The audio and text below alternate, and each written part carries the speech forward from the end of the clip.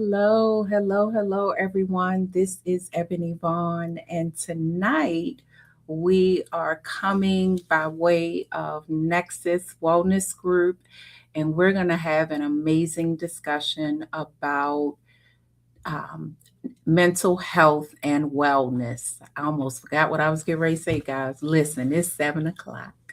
But anyway, it is always awesome to come and to share with you about things that I truly believe equips us, empowers us, and helps us to live whole lives. For those of you who are just coming on to one of my lives, Nexus Wellness Group is a mental health and wellness organization in the Owens Mills area, and we provide individual, group, family, and couples therapy. In addition to that, we have partnerships with senior centers.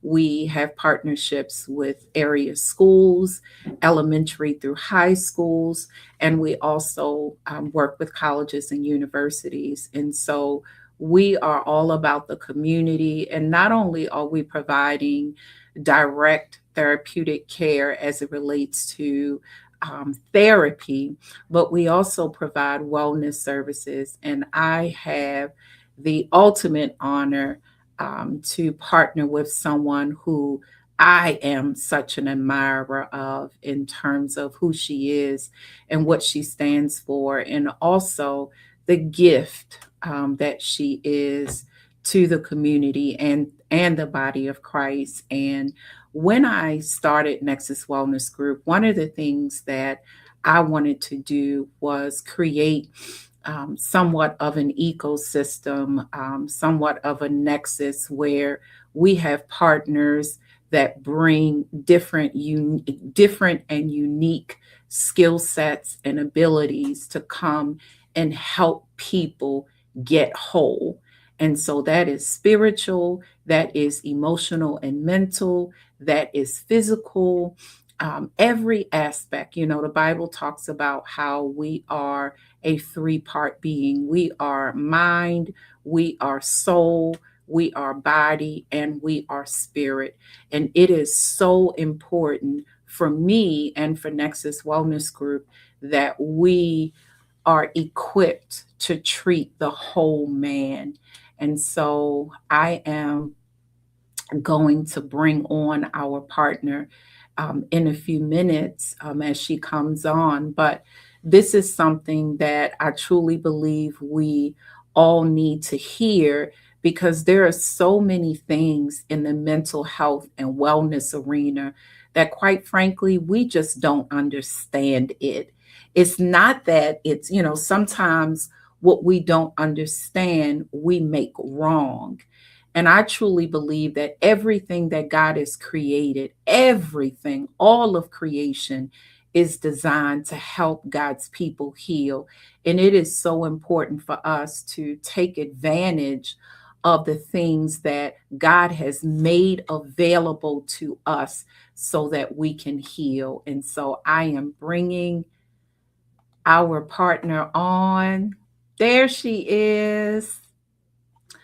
So, one of the things that I was just sharing, Monique, is that God has created all things for his people to heal. And so I was just so excited that Monique and I wanted to have this conversation, because people need to know, how do I get whole? You know, when you think about therapy, when you think about mental health, mental health has everything to do with what we think, and it has everything to do with what we feel and what we do, right? But when we start talking about wellness, it has to do with the whole man. And that whole man is soul, body, and spirit. And so that is what we're going to talk about today. And so I'm going to ask Monique to share and jump right in terms of talking to us about what she does so well. Well, thank you for having me this evening. Can you hear me well? We didn't get a chance to test that. Thank you. First of all, thank you for allowing me to join the Nexus Wellness Group. I've been here a year, and it's been an exciting journey to bring something that I'm going to say our community may not welcome all the time. But what I bring here is a gentle flow, gentle floor bound posture class, other words known as yoga. Yes, I said it. That's what I bring here. And it has been such a joy to work with the clients here and those who come to class and see their progress and hear their stories and watch how they walk in one way, but they walk out victorious by the end of a 60-minute class, or sometimes it's even 45 minutes. Um, and that has been such a gift to me to be able to impart and work with bodies. I'm an administrator by gift. So, during the day, I'm administrating in government. And in the evening, I get to administrate bodies. And it's an awesome privilege to do so.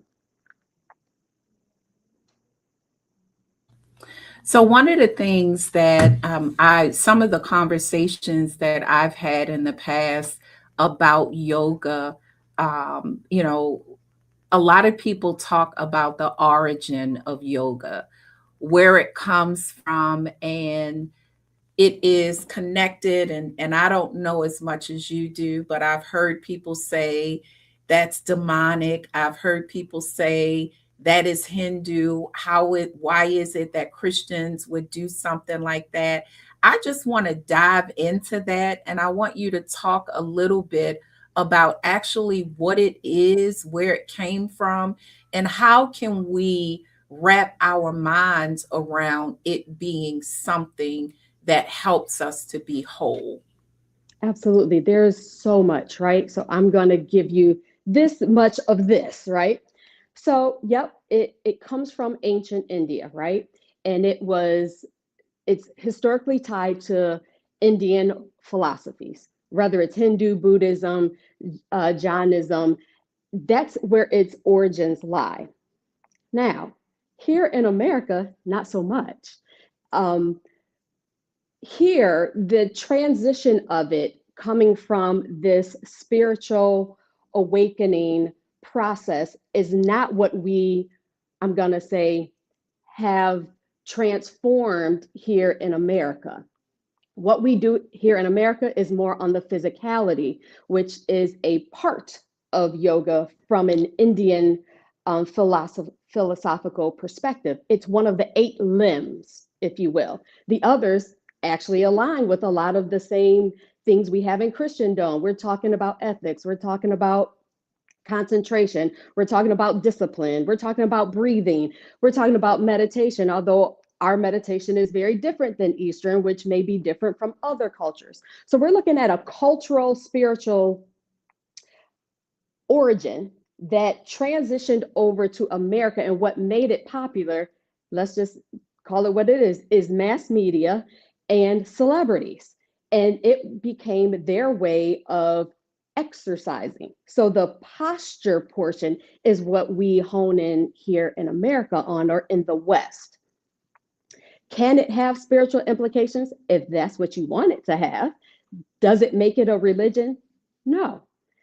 Um, One of the other big things is, are you worshiping other gods? Is it demonic? Well, let's go to the intent, right? What is your intent? What are you trying to do with it? I like to say, don't throw the baby out with the bathwater.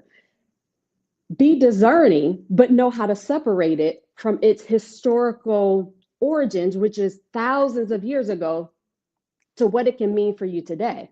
I am a practitioner. I am an anatomist. I love coming at things from the science of what it does. And we're talking about everything from physical strength to mental capacity. And who doesn't want a good workout that's going to boost up their endorphin, serotonin, dopamine, and oxytocin, that's going to really impact not just helping you feel good, but alleviating your pain and helping you mentally become a little bit more sound.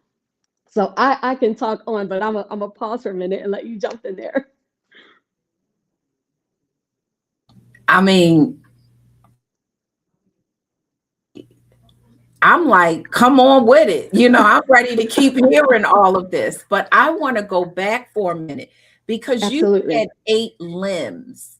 What Yes. what does that mean? So part of yoga, there are 8 limbs. So asana, which is what we do in the West, asana is practice, is the postures. It was a structure. I'll put it this way. It was a structure of teaching self-discipline and self-realization. And so the 8 limbs are different modalities of what the Eastern philosophy was encapsulated with. So we're looking at ethics, we're looking at discipline, we're looking at postures, we're looking at breath control, we're looking at sense withdrawal, concentration, meditation, and then this thing called union, or their whole philosophy was to become enlightened. They wanted their connection with higher power. We want our connection to be with God. So those were the 8 limbs. So yoga was posture yoga is this much. The terminology is this. But what we extract from it here is the posture, it's the exercise portion. And once again, if you want to make it a spiritual practice, what does that mean to you and for you? So, one case in point, when I start my classes, one of the things I say is come to the top of your mat, or I put people in a restorative posture known as child's pose, which you see babies do. The base of their big toes touch, their knees go out wide, their belly is laying down flat. And then I say, take in a deep breath in through your nose and let it come out of your mouth because your diaphragm is compressed, right? So let it come out of your mouth and let yourself breathe from your back. From here, this is a perfect opportunity for you to set your intention. And then I go on. You can use a positive I am statement. You can recite a mantra, a song lyric, a scripture, a poem, a sonnet, whatever resonates with you, and that will help you stay grounded for the next 60 minutes in class. It flows out like that because that's exactly how I say it in every single class. So I am already saying, set your intention because the historical foundation is no longer really here with us in the way we practice asana. It can be, but that doesn't make it automatic. It all resides with the person doing what they're doing. That was good. That was good. Now, one of the things that I was thinking about as you were talking about the different limbs, the words that you were using in terms of like ethics and discipline, like all of those words are words that we as believers have to live by as well. And so I find sometimes that, like you said, you can make it spiritual, but even if you make it spiritual, what is your foundation? What is your Correct. basis? Because everything that you just said, we can use the word of God to apply Absolutely. in every aspect of what you described. Now, one Every of the aspect. things that I like to really talk about when people ask me the question about is yoga demonic or is that something that we as believers should be doing, I always talk about the elements of yoga and what you are really doing in a yoga class. So, can you describe for us like what is movement, what is breath, like what's Mhm. happening? So it's going to depend on the type of class that you're in. And I teach various formats. I teach strength formats, which is a combination of like a traditional Pilates class with yoga standing postures and weights. I teach gentle practices, which are more floor bound and you're using a bunch of blankets and blocks. Or I teach a what is more of a I'm going to say traditional flow class because that means you're constantly moving. Everything on the up is an inhale, every fold is an exhale. So you're making your breath flow with the movement, which is going back to part of the whole terminology of yoga, which means to unite, to yoke. And what are we yoking? The mental with the physical. I'm bringing my body and mind into subjection. And I take that straight to the word of God, which is in 1 Corinthians 9 and 27. I'm training this body like an athlete. I'm beating it to subjection to do what it's supposed to do so that I'm not disqualified while I'm preaching, but I'm not doing what I'm preaching. So, I have so many spaces where I meet God and his word comes to me in those spaces.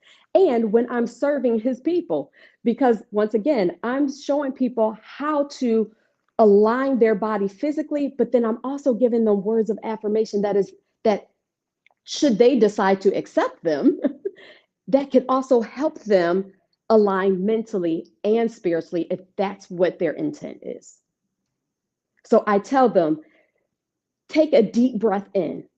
Feel the energy that is flowing in you that you are not the owner of. Take a deep breath in through your nose, let it resonate out of your mouth, and feel your body settle. I'm bringing your awareness into your body. What are you feeling in your body at that moment? Not empty your brain and don't think of anything. No, what are you feeling right now in the moment? I'm sure you've been here before. You felt stuck. You felt pressure. You felt compression. Now I want you to take a deep breath and I want you to send your breath to that space, because when you come off of your mat and you feel it again, you know how to inhale and then let it subside. You get into that argument, you get into that traffic jam. I've been here before. I felt that on my mat. I know how to transition what I've learned on my mat into the real world off of it. So, in my class, depending on what you're coming in for, you're going to get some breathing, whether it's with the flow in and up, whether it's diaphragmatic breathing, teaching people how to engage their parasympathetic nervous system, which is breathing from your diaphragm and not from your chest. Breathing from your chest automatically puts you in sympathetic mode, where the fight flight, the bear wants to eat you, the lion is chasing you, right? But from here, I'm putting my body into rest and digest. I'm telling my brain that all is well. It's okay. Our limbs don't have to move. We're not running for our life. We're calm. I can come into a clear mental state and say, okay, now let me go back and rethink that issue that I had before I walked into those doors. I have a clear sense of where I can go with this now, versus I was on 12 when I came in, but now I'm at a 2. And it's so beautiful to see those transitions happen. I get to see, I like to be dramatic with this one. I get to be the bearer, the witnesser of people's transformation on their mat. How beautiful is that, to watch God's creation transform right in front of your face? The light comes on, the confidence comes up. I didn't know I can balance on one foot that long. I didn't know I could tilt my body like that. Your body can do whatever you will it to do. Let's try it. Let me help you. Let me support you. Let me give you a block. You can't touch the floor. I'm going to bring the floor to you. So it's so much bigger than allowing the tension of its history to stifle the good work that it's doing in our modern day culture. I, please don't throw the baby out with the bathwater. It is so much beauty and science and assistance it could give you, really.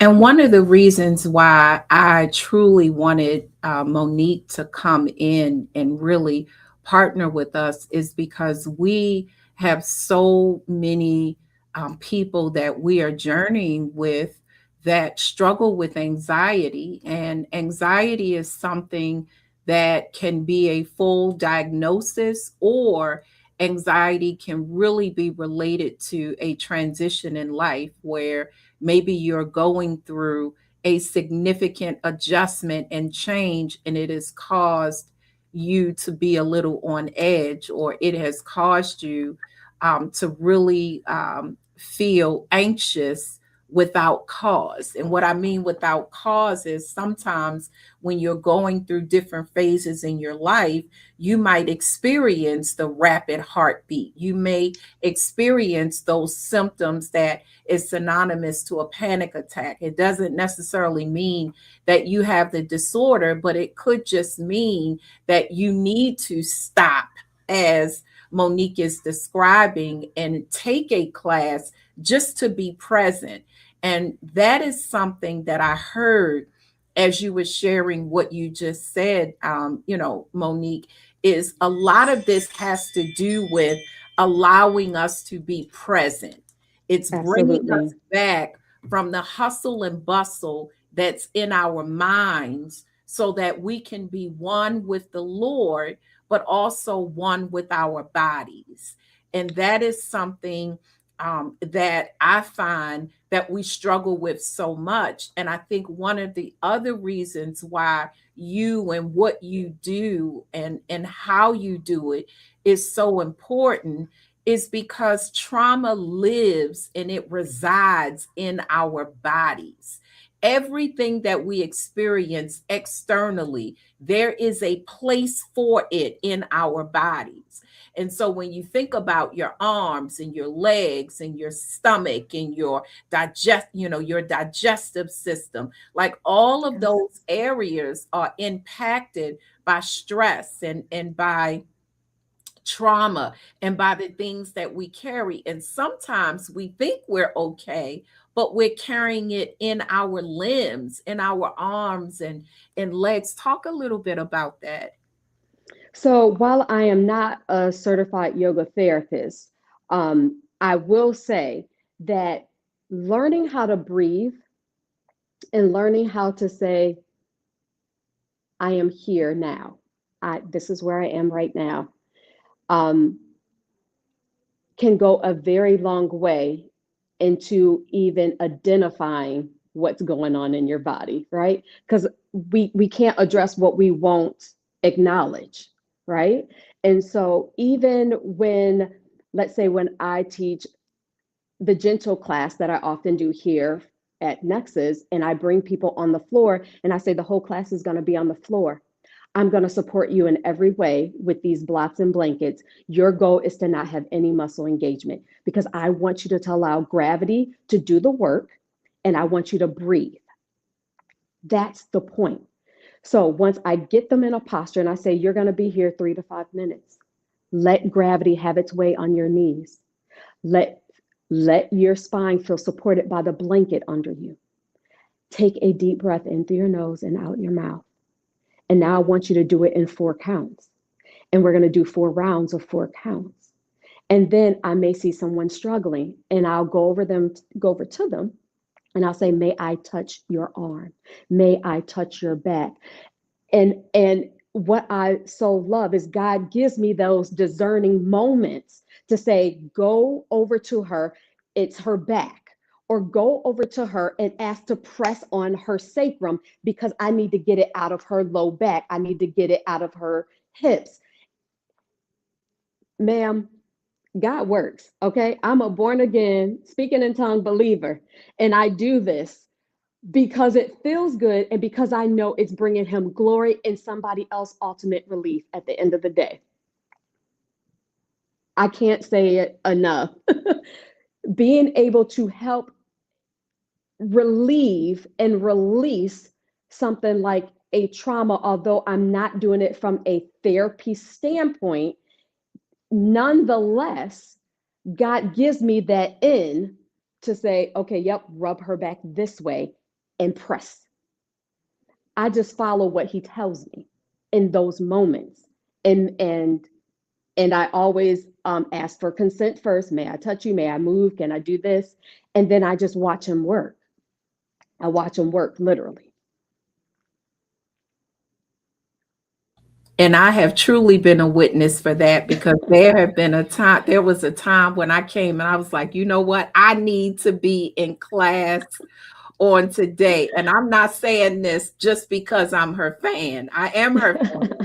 But I'm also saying that because I experienced that and she did not know what the tension that I had in my body, but she was able to hit those spots. And I think that this is why we have to be so intentional about, really opening our minds up to different things and things that we may not have experienced before. Just because we haven't done it, it doesn't mean it's wrong. Just because we don't know what it entails, it doesn't mean that we can't find out. And I think sometimes the greatest tragedy is when we're not open minded and when we're not willing to try something. And I think the other thing too is, even if, let's just say, she didn't come from that approach in terms of allowing the Holy Spirit, to really um, minister to those that are in the class. Let's just say, Monique, it was a yoga instructor at a YWCA. When you're talking about breath work and movement of your body, these are God given abilities. Like, God gives us breath in our body. He gives us Absolutely. the ability to, full use and activity of our limbs. And so, why would moving, why would breathing, why would allowing those things to become unified? Why would that be wrong? But one of the other things that I do want to talk about that you kind of made me think about is, what about that person who maybe can't get on the floor, or maybe that person that has infirmities in their bodies? How do you work with them if possible? Excellent question. So, nope, you can't get on the floor. Guess what? I'm going to put you in a chair. There's always another way. And what it's really targeting is range of motion. So, once again, I gave the analogy, if I can't fold over and touch the floor with my hands, then I'm going to bring the floor to you by giving you props. So, that means if I can't get you to lay on your back, then what range of motion am I asking your body for? And how else can I facilitate that in another realm? Do I need to put you on a floor? Do I need to prop you up on blocks? Do I need to allow you to sit on a chair? There's so many different ways for, once again, range of motion, to find the range of motion for you, whatever that is, not on the floor, but maybe on a chair, maybe with a bolster, maybe with a ton of blankets, maybe with blocks propping you up. Where there's a will, there's a way. Certainly. That's good.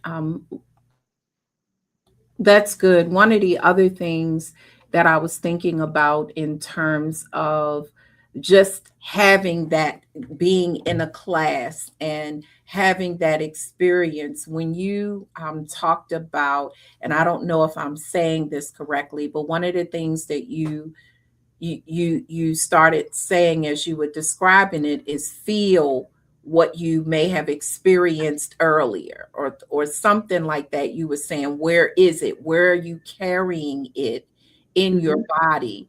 Now, what if you don't know where you're carrying it? You understand what I'm Mm-hmm. saying? And I don't even know if I'm asking that right, but I think I know where you're going. So, we are different learners, right? Some are auditory, some are visual, some are kinesthetic. So, being able to be, I'll say it this way, seasoned teachers can pick up on how a student is learning and engaging with them based on their cueing.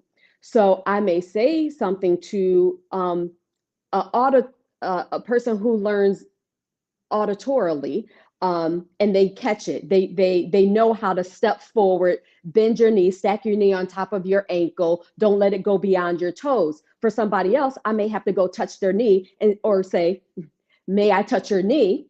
And then shift them back some. So then I show them your knee has to stack over your ankle so that you have a better alignment, so that you're not bringing damage to your knee joint. For the other person, I've got to stand in front of them and demonstrate the movement.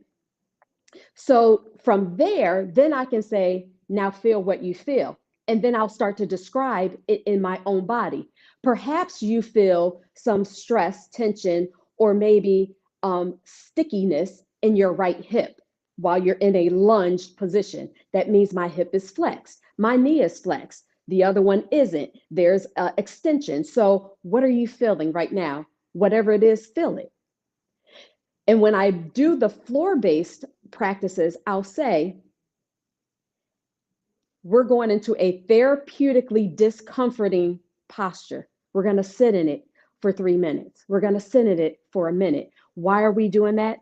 Because there's something called deep connective tissue, fascia, that only becomes more mobile with time and pressure. So I've got to sit in that pressure, right? We can create a whole sermon off of this. I've got to sit in that pressure until it starts to release. And then the breath is helping facilitate all of that at the same time. And when you come out, it's like, oh, oh, that synovial fluid is now flowing in my hip, and I feel a little more opening, more mobility. Okay, now let's go to the other side. So, being able to learn what you're feeling in your body by whatever cueing I'm giving you or another instructor is giving them, and to be able to recognize the sensation. Ooh, is it pinch and burning? What kind of sensation are you feeling? You don't want the extremes. You want the therapeutically discomforting, and you want to take it to the edge, and whatever the edge is for you. And then you want to sit there, stay with it for a minute because of the benefit that it's giving you, and then get ready to release it and move on to the next side if you're doing something bilaterally, as the example. And then learn how to take that off the mat. How am I doing that? Well, you just sat in something that was uncomfortable. Where else in life are you sitting in something that's uncomfortable? And then use your box breath that I just taught you. Breathe in for 4, hold for 4, exhale for 4, hold for 4. Or maybe it's another breathing technique that I'll say, we're going to work through this breathing technique today while we do these types of movements. You can take that off of your mat any given day in traffic, in the line that's, uber long in the grocery store, or while you're dealing with that teenage young adult. Breathe, baby. Breathe. Just breathe. It'll be okay. Just breathe. Feel what you feel. Be present and breathe. That being present is so important because that is the thing that so many of us struggle with, as we are dealing with the hustle and bustle of work, of family, of church life, anything. It is so to get us to the place where we are present, where we are mindful, that takes real work. And I Yes, it does. and so this has been so good, and I don't know if you can see my face, but I'm like loving this, right? I don't know if you because just as you talk about the dynamics of yoga, it is so much than what we think it is, and I think that that is so evident in so many things where you think you're just doing this, but it's so much more that it impacts. And just like you said, this is spiritual, this is physical, this is mental and emotional. It touches every aspect of our lives. And so I'm excited and I thank you for just being able to share your expertise and your knowledge with those that are watching today. But before we go, I want to hear, and I want other people to hear, why do you do this? What do you love about this? Like, what brought you to this? So I'm going to try not to cry. What brought me to this was my desire to be a better speaker.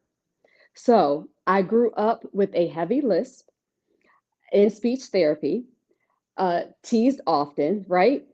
And then growing up in a household where children were seen and not heard really damaged me as an adult. And I did not know that until I found out I didn't have a voice that I knew how to use.